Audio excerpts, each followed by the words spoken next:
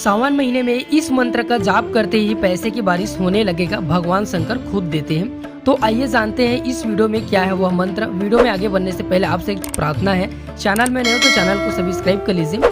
मित्रों, हमारे वास्तु शास्त्र में ऐसे ऐसे जिक्र मिलता है जिसे देखने से या सुनने से व्यक्ति धन दौलत से संपन्न हो जाते हैं और वह हमेशा के लिए धनवान बन जाते हैं। मित्रों, सावन महीने को बहुत ही पवित्र महीना माना जाता है और इस महीने भगवान शिव खुद अपने भक्तों को आशीर्वाद प्रदान करते हैं और इस मंत्र का जाप करेंगे तो भगवान शिव बहुत ही ज्यादा प्रसन्न होंगे, आपको धन दौलत से संपन्न कर देंगे।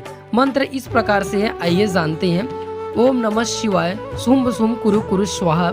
इस मंत्र का आपको 108 बार जाप करना है और जो भी इच्छा भगवान शिव से प्रार्थना करना, आपकी हर इच्छा भगवान शिव पूर्ण करेंगे।